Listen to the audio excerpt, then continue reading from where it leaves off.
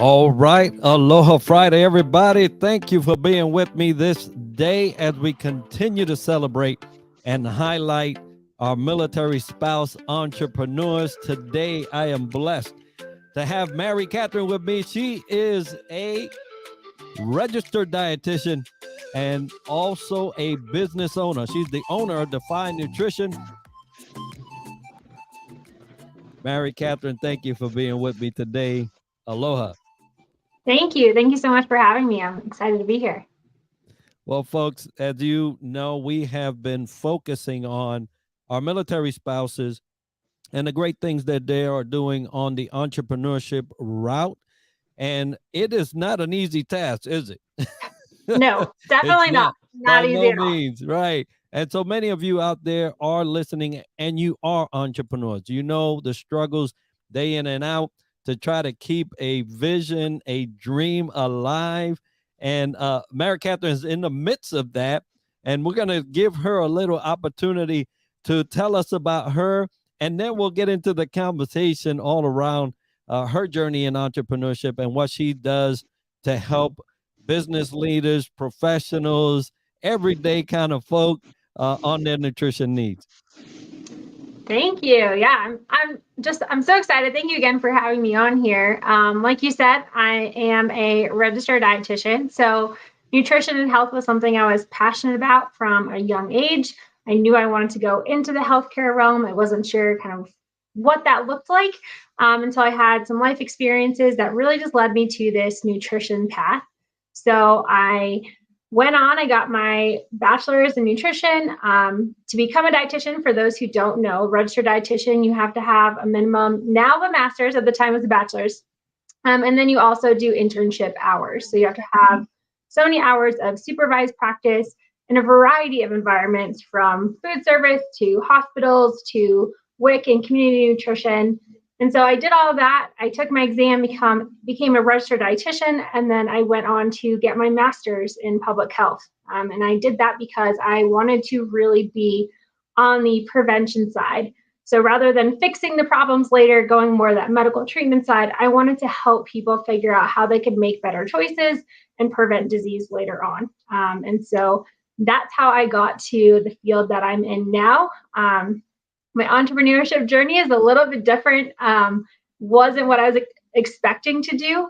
Actually, during our internship, one of our professors was going around the room and telling everyone, where she thought we would all be. And this is really funny because we had just gotten started with this internship, and she was like, Mary-Catherine, you're going to work in research. And she was right. I actually started my career working in research. I worked in endocrinology, so diabetes and obesity research to start. And then one thing led to another, and here I am today as an entrepreneur. I love that journey. And yeah, I've just started on a journey myself, talking about dietitian, health, trying to keep from the sicknesses that put us in the grave. But a good friend of mine, Dr. Z, has me as her client, and she's doing some great work. But similar to you, right? Those things that ail us, those things that pile up, are typically we do that to ourselves, right? And now the industry, it has something to do with what they put in that stuff, but Yep. we consume it, right? And so I love that you're in this field and helping folks. Now, tell us specifically around what made you say, I'm going this entrepreneurship route and I'm going to do this through Defy. I love the name, by the way, right? You're trying to defy the challenges that come Mhm. to us. So tell us about Defy Nutrition. Yeah. So, how I got here, essentially why I became an entrepreneur, was honestly out of necessity. So, for all my other military spouses listening, or for people who just aren't aware necessarily of the challenges we face, when we had gotten stationed where we were at the time, I could not find a job. I found, a few hours here and there, but I couldn't find something that was substantial that matched the salaried position I had left before we got to that duty station. And so I was like, you know what? I'm just gonna start. I'm just gonna do this. And at the time, there's only one other private practice dietitian. Otherwise, if I wanted to serve the military community, I mean, they just had to go on base. There weren't a lot of registered dietitian resources. There were nutrition shops and that kind of stuff, but not someone who had that clinical background, clinical expertise. And so I kind of just went for it. I joined AMC, which is the Association of Military Spouse Entrepreneurs. And that really set me on this path today to have my own business. It's survived a move, thrived during the move. And I've just made amazing connections as a result of that. And it started as a necessity, but also wanting to fill that need in the community. And now I just absolutely love what I do. And when it comes to the name, so I had a different name to start, and it just wasn't resonating with me. And so I took some time. I participated in a master class with Dr. Shanita, and she had us go through this visualization exercise.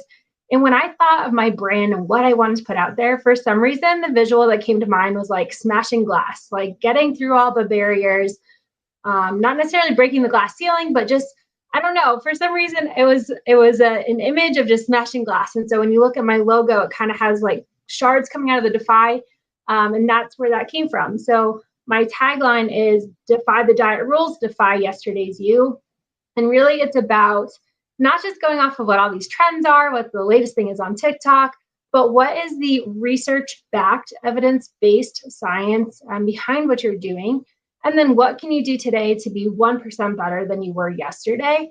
And so that's what Defy Nutrition is all about, is just helping you elevate your health, but also eating like a human being. And I love that. Now you say defy, and when I look at that, and I want to take this time to thank Shidi and Oscar for joining us today, and all those that are joining on the other platforms. We are streaming live on YouTube, Parade Deck, not Instagram, but Facebook and LinkedIn here. So thank you for joining us. We have some from Miami. Aloha Laura. Thank you for being with us, and Oscar in Oakland. Thank you. Now, defy.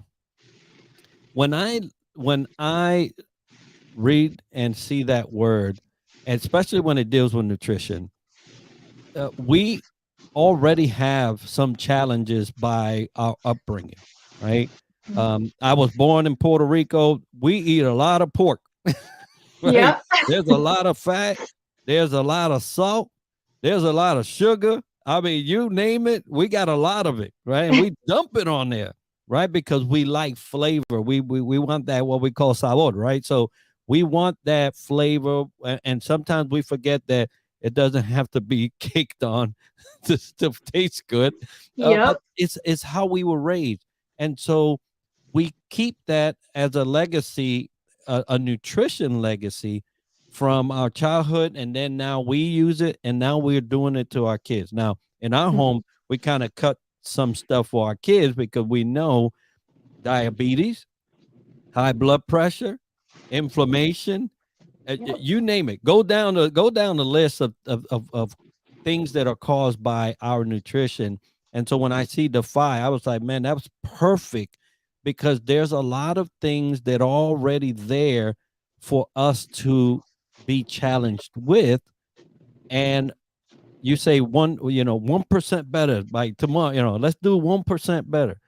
That in itself is a mindset of defying the odds, right?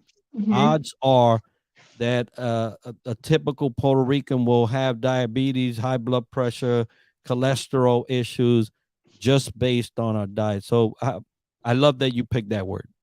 Thank you. Yeah. And just to add to that, like my personal story, I think a lot of times people see individuals in the health field, especially when we're dietitians, and we think, oh, they must just be kind of naturally the size they are. But for me, I grew up, I was technically considered obese according to BMI, not my favorite metric, but it is what it is. I was a competitive athlete. I competed throughout college. I went on the other end of the spectrum. So then I went from obese to, severely restricting. And for me, it was, how do you find this like middle ground of not being on either extreme, but like enjoying life, feeling like you can eat food, but also making choices that are better. And I love what you said about the mindset part, because that is really it. Like, I think a lot of times we are comparing to others, That's just kind of how it works in the kind of health and fitness realm of things. But when we compare to ourselves instead, we can really see a greater mindset shift if we're taking out that comparison game. And for me, I also like to specify that, I don't need to see you to talk about your nutrition. And the reason I say that is because I'm not going to look at you and say, oh, well, your diet must be this way because you look this way. Like you look like you might be in this BMI percentile, right? And the reason I say that, just again to share some personal story, is I lost a really close family member, several to cancer, but this one in particular, they missed the diagnosis, and it was, well, you're just too fat, just lose weight, just do this. And then even when we got the cancer diagnosis, it was, well, if you weren't obese, maybe we would have seen it sooner. And so I really like to take out the fat shaming part of that and focus on what can you as an individual do for your health, and also just remove the stigma at the same time so that people don't feel like they're being put down while they're trying to make those better choices. And I love the strategy around that. A lot of people don't understand. And you mentioned, hey, I was over here, and then I went over here, and a lot of times we think the restriction is the solution, but that could backfire, right? Mm-hmm. If you go cold turkey and boom, no sugar, Yep. I'm sure your body will tell you Yep. what's going on. who who Yes. who turned the Exactly. lights out, right? Uh, Yeah. and so there's a lot of things that happen because of that, to our body. Just like if you are under some level of prescriptions, there's some that you just can't just shut off, right? Mm-hmm. You have to kind of like wean your way out. Yep. Exactly. Now, obviously, if you tell me, hey, you take one more cube of sugar and you're on the diabetes side, Yep. I might just say, okay, I'm done. Right? Yeah.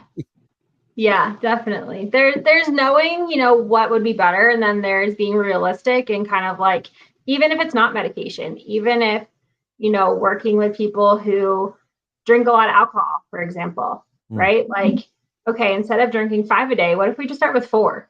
And if we take it mm, out of the lens of the person, right? 5 or 4 seems like a lot. But if we put that back into the perspective of where are you starting and how can we meet you where you're at, and then, cut it back that way, that's going to be more sustainable than just doing some kind of trendy thing, or like you said, going cold turkey and then it's kind of a shock. And some people can do great with that. But yeah. in terms of, sustainable changes, those small baby steps really can't be undervalued. They're so important. And as you step people through now, the talking, I think I have an echo on my end, but uh, when you talk about the transition between a person just realizing that, hey, I might have a problem here, my blood results are looking not so good, right? They went from nice to now you're in the middle and you're almost borderline. Matter of fact, mine, I had a blood test, a panel.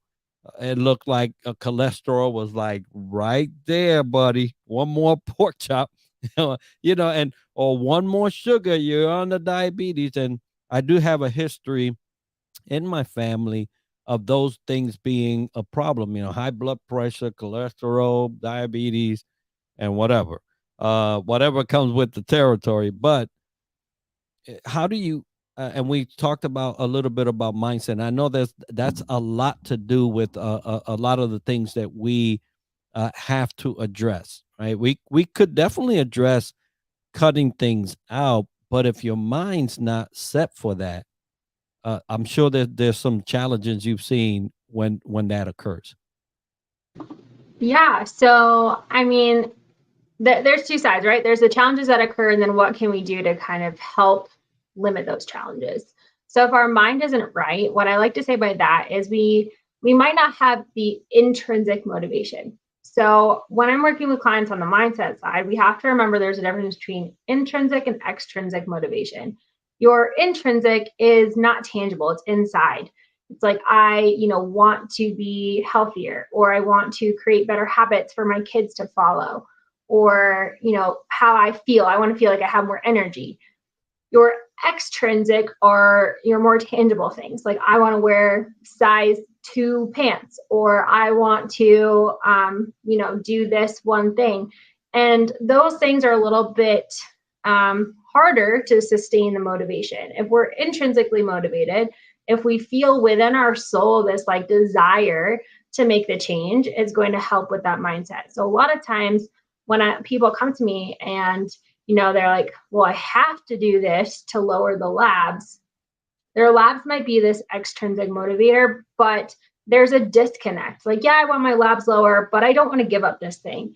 Whereas if someone comes to me and they say, I want to, do this thing so that my kids follow my footsteps, that usually has a different level and a different mindset attached to it. So when I'm working with clients, I always encourage them to figure out like what's within you that's really inspiring this change. Not a clothing size, not I'm going on vacation, I need to wear a bathing suit, not things like that, but what is inside of you that's really driving you to do this thing. And I think that's really important. And the other side of that is when I'm working with clients, I want to focus on the positives. So instead of saying cut out sugar, maybe, they're having a bowl of ice cream after dinner. So instead of saying you need to not eat your ice cream, I focus on what can we add. Okay, so you're going to have your ice cream. Let's add some, berries and maybe some nuts to it. And you kind of naturally reduce the amount of ice cream you have because you're being more, getting more full with these other things like the berries and the nuts, right? But instead of focusing on this negative mindset, like this restriction, what are we taking away? We focus on adding, that can help with the mindset as well. So we don't feel deprived. And then the changes that are made are more sustainable there as well. And I love that approach of bringing it down scaled versus an abrupt. Now, obviously, right? If you are one breath away, I guess yeah, you're going to have to do some drastic things to get you where you need to be. But for the most part, we get checked up, and typically, especially in the military community, you get checked up every year, right? And sometimes if you feel bad, they'll do some blood work, right, just to try to figure it out. But medical is a thing for us. Now we usually tie in pretty good with making sure that we're ready to fight, right? Because that's what we're there for. And so we can catch some things earlier than the common, civilian population that may have not the access, and now they go 2 to 3 years without really getting seen, holistically, where they get evaluated, and so those things can pop up, and it seems like all of a sudden, but it's because the medical care is not the same, it's not seen the same, it's not used the same. So when you talk about setting up, and I love that you mentioned early on, hey, there was a gap, right? There was there was a need, and I had to get something. Most of the times in the community, in the military spouse community, that seems to be a thing. Either you came into the military with your spouse with a profession, and then you try to kind of like see how you can work that out, or you by necessity you found something that's more in your liking, in this case nutrition for you. How do you see, when you talking with all your clients and things, how do you see the progression? What's the main obstacle? And we talked about mindset, but I know that's a huge one. But what's another main obstacle that your clients, well, again, specific, obviously, you see as a challenge to start bringing nutrition as a way of life into their lives? Ooh, there's a lot there. I have a few answers, so I'll try to keep them each concise. But one, I think, for anyone, military or civilian, one of the biggest challenges is noise. There is so much information out there. I think we are a society of immediate gratification. We see something new, we're like, oh, I'm desperate to do this thing. I'm going to try this new trend. and we want it to work. And so we don't necessarily take the time to say, hey, what's the research behind this? Is this real? Is this not? We just see, oh, well, that person did it, so it must work for me too. Or you see the before and after pictures, and they're highlighting a single product, but they're not talking about all of the effort that the person put in with exercise and diet and that kind of stuff. And so I think, one of the biggest obstacles is noise. There's just a lot of misinformation out there and just not research backed. And that's not to say that some of the things that come out, research takes time to catch up with what is out there, but a lot of the times we just don't understand kind of the full thing behind it. So I think noise is a big one. I think knowledge, understanding, how do I read a research study? How do I look past this before and after picture and understand what's actually happening here? How do I see this headline that says XYZ and know that that headline is true, and it's not just very distilled down, right? It's like, oh, this thing causes this thing, right? But then you look at the study and they looked at this like crazy amount that humans don't consume in like test tubes, not even in animals, right? So I think understanding how can we, look at this information, be skeptical about it, approach it with a lens of trying to be reasonable, but challenge it at the same time. And then I think the third part, working within the military community, military spouse community, is we're always on the go. We're always adapting. We're always changing. 1 week we're prepping for the whole family. The next, spouse is gone. Or if it's an individual, they don't have any kids, you're prepping for two, they're deployed. You don't want to prep for just one person. That changes. Or, high op tempo. People are skipping meals throughout the day. They're just so busy. And that's the same for military spouses too, right? Like and busy professionals, not even just military, but you got going, you get busy, you got focused on work or whatever you're doing, you forget to eat, or you just eat really late. And I think, that's a big thing that ties into culture as well. We are such a quick on the go culture. Convenience is key. We don't take time to cook like we did, 20, 30 years ago. Things are different now. And so I think, there's a lot of components there. I touched on alcohol, for example, right? Alcohol in the military community is frequently used as a coping mechanism, right? And so that's another sense of culture. So I think noise, knowledge, schedule, lifestyle, and culture are for the biggest other obstacles I see as well when we're thinking about health and nutrition. Yeah, I remember in Puerto Rico, at the base when the Navy base was there, it was basically the place you went to go get the alcohol. Yep. Yeah, exactly. It was. I mean, if I heard any of the civilians talk about Roosevelt Roads, it was because they went there to get alcohol. And Mm-hmm. so it's just amazing how that is still a thing. And I'm talking about 30 years ago, and the base ain't there, but that's still a thing around. And alcohol, one of the main things that add to our not being healthy, let's just say that. Yeah. uh, Yeah. so you went down this entrepreneurship route. You picked a great target to address our well-being, our diet, and how we can improve in that area.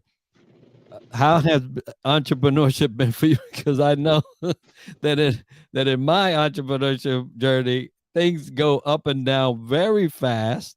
Sometimes they like flatline, and then a sign of life, and you celebrate. So how's been the entrepreneurship journey for you? Yeah, I would define it as a roller coaster. Just like you said, sometimes it flat lines, and I don't think I understood that when I got into it, right? And so I came into business ownership a total perfectionist to the point where it prevented me from getting started. I wanted everything perfect before I started. And I realized that you can't do that in entrepreneurship. You kind of just put things out there and stumble and bubble along the way. And so I wouldn't say I'm not a perfectionist anymore. I definitely still have that type A personality. but I've had to become okay with letting go sometimes, and just saying, I'm going to do the best I can. Here we go. Let's see how it works. Let's see how it sticks. Um, and so I think, there's really great times, and there's times that are really hard. I think for me as a military spouse entrepreneur, there's this incredible community. I have connections all across the globe. And then I work with other companies and nonprofits as well. And I think that really fuels my mission and my vision a lot, to know that I'm doing something bigger than myself. And I think, when we talk about business ownership, entrepreneurship, one of those biggest things that you have to come back to every day when you wake up is your why. So why are you doing this? Why did you get here? Why did you start this? Why do you want to serve the people that you do? And so I just have to remind myself of that a lot, is what is my why, and why am I doing this? And so I think that there's a lot of things, right? Like it's up and down. It's also so rewarding and so fulfilling. And it's amazing to stay connected. I think that can be a challenge at times, right? Like if I was in a big team in an in-person building, that would probably have a totally different feel for me than, working from a remote location. But at the same time, I'm blessed. I was able to just do a cross-country road trip and still run my business. And that freedom, especially as a military spouse, when you have to adapt and be flexible all the time and move your business, I think that is just so rewarding, despite all the challenges that come with entrepreneurship. Yeah, I agree. Now we'll talk about AMC here in a little bit, but I wanted to ask you: there's entrepreneurs out there listening. There are other military spouses out there listening, probably wondering, where can I get something done? I can't have a job. I feel locked. I used to have one, now I don't. What would be some entrepreneur lessons that you could share with them that'll get them, moving in the right direction? Ooh, there's a lot. I think one is networking. Talk to people. That is not something I love to do at first, and now I feel like I pride myself on connecting people. So even if I can help you connect, that I'm 100% open with that. But start connecting, start the conversation, start building a support team for you, because it can be really lonely. And I would encourage that it's not just your family unit, if anything, probably outside your family unit, so you can have some work-life boundaries there. So, connect with others, network with others. I think, taking some time for reflection, what's your motivation? Why do you want to do this? Is it something you can see yourself doing 5-10 years from now? A lot of business owners start and for one reason or another don't continue that journey. And that's totally okay, right? Like we have to have trial and error in life. But I think if you can understand that motivation better, like we talked about that intrinsic motivation, take some time to journal. What does your ideal perfect day look like? And if business ownership doesn't fit in that ideal perfect day, then, figure out what's next. And then the other part of that is there are so many opportunities nowadays. I think, a lot of people are moving towards like freelance and 1099 contractor positions. And so you don't have to have everything figured out. Just know that there are so many pathways and there are so many people who can serve as mentors, and an abundance of free available resources from like your local small business center. Local colleges sometimes have it. So just understand that you're not going to be operating in a silo. There's a lot of people that can help you along the way. There's a lot of other businesses, and just find some time to figure out what you're good at, what you can see yourself doing, and how you can get there and what that looks like. When talking about resources, now that you bring that up, let's segue into AMC. And I wanted to ask you, how has AMC helped you in your entrepreneurship route? And what would you suggest for those looking to get into entrepreneurship in relation to AMC? Yeah, so I joined AMC over 4 years ago. It's been a while. And what I like about it, for those who don't know, it's the Association of Military Spouse Entrepreneurs. And so AMC really helped me understand how to get started. I think as a civilian, your entrepreneurship journey is going to be different than as a military spouse or a veteran. Part of that is just because you move so often. And so for me, it was all about how do I start my business in a way that fits this military stage of life where we're going to be moving. The community I'm in is ever changing. I'm always going to have to figure out the next thing to keep people engaged. That's totally different than if you are settled in a brick and mortar place in a town where people typically don't move in or move out. And so for me, AMC helped me figure out, where do I even start, from the logistics of like, get an EIN number, like, make sure if you don't want your personal house listed that you have a business address. So that logistical side, but also again, that why side. So the motivation. And so for me, it really helped me get going. And then obviously I've been a member since then. So it's helped me stay connected. One of my friends here, we met when we were in different locations and now we both live here. And so I think there's just so much value in a virtual network of other military spouses, and you're moving and you can reach out and be like, hey, who's in this location? And there's usually someone else already there. And so for me, it's not just the business planning side, but that community engagement side for me as well. And I love you mentioned community engagement. A community engagement is so vital for us to survive, because sometimes this is a survival thing, Yep. right? You just don't know the longevity to your business. There may be some things that you didn't consider. You mentioned, hey, your address, listed on your company documents, and oh, by the way, that also happens to be public.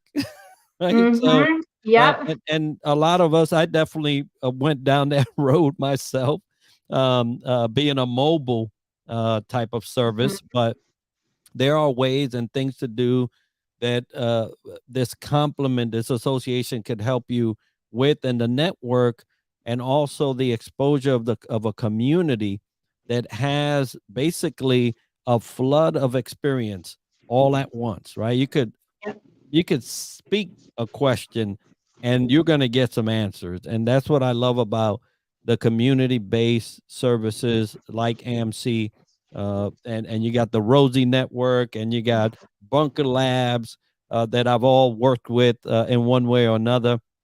But that's such a relief as an entrepreneur that you could pose a question, not be judged, get some answers, and have a faster way of addressing your obstacles in entrepreneurship through that community. So I love that. I wanted to ask you, and how's how has this journey shaped your leadership? Oh, there's there's probably a lot of ways. I think I have a different style than I did before. I think part of that is where I've lived. So, working in clinical research at a large academic medical center in New England, it's pretty cutthroat. Like, you don't share ideas. It's very much a competition climate, I guess I would say. And then becoming an entrepreneur, I remember moving where we were at the time in Tennessee, and there was another dietitian, and she helped me create my business. Like, she could have said, no, you're going to offer the same thing, I don't want to help you. But instead, she encouraged that collaboration. And so for me, I think that leadership style has gone from, I need to plow the path, to how can I collaborate with others? How can I lift others up? How can I give back what was given to me? And also, how can I facilitate change without necessarily speaking to change? So even just thinking about, working with clients, right? I could go in and I could say, eat this, this, this. But instead, if I, ask open-ended questions, I facilitate that process. And so, how would it sound to have XYZ, at breakfast? Or I give you all this information, what seems reasonable to you? And so I think, going away from I'm in charge to we're all in this together. It's a collaborative effort. We're a team. One of the other companies I work with, our team is all military spouses. And it's the best environment, right? Like we all bring our skills to the table. We all recognize, where we don't have those skills and lean on others. And I think that's the beauty too, right? Like I'm a solopreneur, it's just me, but I leverage the connections I have rather than feeling like all the world and all the weight and all of the responsibility and leadership is just on my shoulders. I think about who do I know that could help me with this thing. And I think that's been probably the biggest pivot of all is relinquishing some of that control and knowing that there's other people who have skills in areas that I don't and that can complement what I'm doing. And if entrepreneurship gonna teach you anything, is that you can't do it by yourself. Nope. Right? There are some jobs that were, hey, you're the only one that can do it. But entrepreneurship, you try to do that by yourself, you're gonna be ending by yourself and closing up shop. That's just you got to get that through your head very fast because there are other people that can do things that you may not be able to. Now, Jane, thanks, Jane, for popping in there. But she does VA stuff and VA benefits, right? And one of the things that we do, part of this show, and bringing in, spouses or entrepreneurs or leaders, is to allow you to share what you can do. Right? Jane does that by for all those listening and viewing. Go in the chat, get a copy of that that she just put there, and get a hold of Jane if you want some VA benefits and learn about that. Now, Mary-Catherine, you started your entrepreneurship journey. You get this dietitian under your belt. You start getting clients, and there are folks right now that are probably suffering from something, some dietary deficiency, or they just have the wrong diet for themselves, right? Their type. I figured out through my process that there were some things that I was loving that were not good, and Yeah. so I had to understand that for myself. And there's a lot of people don't understand their body, their makeup to address those things. But if there was someone, because I had this question, and maybe you could address this. When you talk about diet, having the right diet for you and your body, there are I've always wondered, can it be tailored to like Puerto Rican? Can we look at the Puerto Rican cuisine and Yeah. say, hey, all right, we don't want you to cut rice, beans, pork, whatever. Can you tailor it to a particular ethnicity or culture? Yeah, we absolutely can. So that's another thing that differentiates registered dietitians from nutritionists is the training that we have. And that's not to put one down or say one's better than the other, but to become a registered dietitian, you have a certain training that's standardized. So, for me, we had to take food and culture. And I remember having a test and they would just put one ingredient and you had to say which culture it was, most predominant in. And it wasn't like an elimination thing. Like you just had to know. And so we are trained to have that cultural awareness and openness. And not everyone is the same, and that's totally okay. I went to school in Texas. I worked at in a hospital system that had one of the largest populations of refugees and immigrants, and we are here to help you with what you're doing. And that's again where this meet people where they're at is, right? If you come and you say I have rice and beans at every meal, I'm not going to tell you not to have rice and beans. We might change the portions, but again, I'm going to focus on what can we add, right? So instead of taking away the pork, the rice, the beans, hey, can we just add a little bit of broccoli to this plate? Or can we add, some greens here? What does that look like for you? Like what's reasonable so that you can still have that social connection, that cultural connection with what you're eating, but just maybe make that shift again, that 1% better. What can we add to complement what you're doing so that you are going to enjoy it? It's not a 30-day diet, but it's a lifestyle change that you can pass on for generations. And I think that's the important thing to remember. It's a lifestyle, right? Everything that we do, You've adopted a lifestyle, right? From the way you live, where you live, how you live, what you eat, what you do. It's a lifestyle. So I love that you mentioned that because it truly does hit the nail on the head. Folks, if you're listening, right, and you want to get your health in check and things of that nature, right? There's a way of doing it. Obviously, going to a registered dietitian would be a way. You mentioned nutritionist. There's different things that you can do, but I guess the most important part is know you, know Mhm. you. You know that you have a way of being. Work with a professional to get you on a better route. Love the 1% per day. If you could do that every day, guess what? You'll be at 100 in no time, right? Mhm. But the thing is that, hey, it's a mindset, it's a way of life. You have to understand that your way of life up until this point may have not been so good in order to try to make that change for the better. And I love how you mentioned, hey, there are some things that impact us and influence our decision making, right? Mhm. If I do it for myself, that may last a couple of weeks.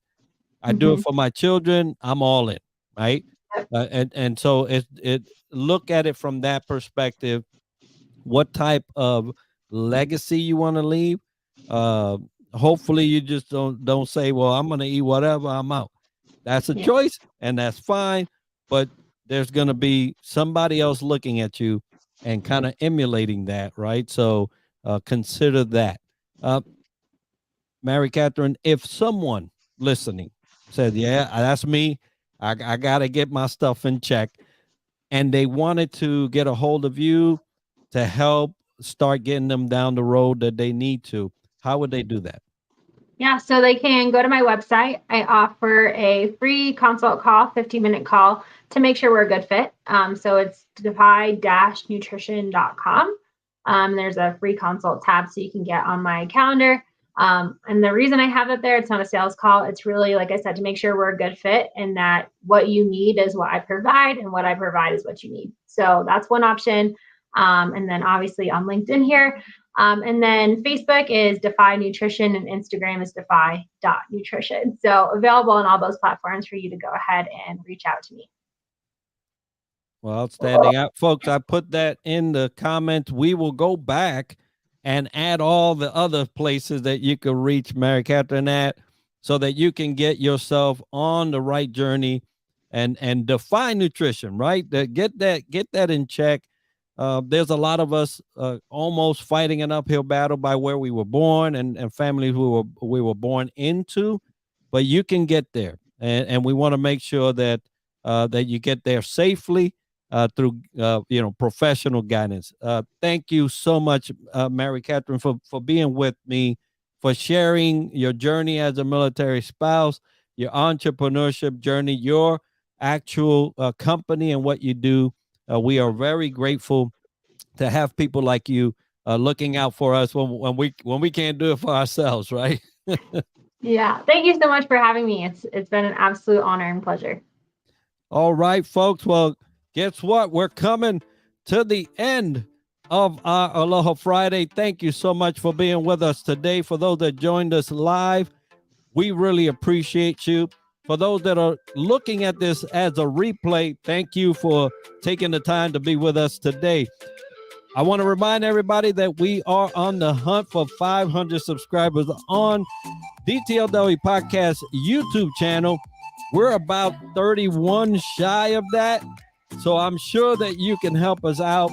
It is a way of making sure that everybody gets this type of education and entertainment sometimes, but that they get the information they need to become better as they grow as leaders. And also, we are streaming live on Parade Deck. Follow me on Parade Deck. That also will add to what we can provide. But today is all about Mary-Catherine and her business, doing great things with Defy Nutrition. Aloha Friday, everybody. Next week, we have our final MC member. We'd love to to have you with us then and help us celebrate what military spouses are doing, not only in our community, but in their homes and as a military spouse. That's a tough job, folks. Aloha, everybody. God bless you. We'll see you next week.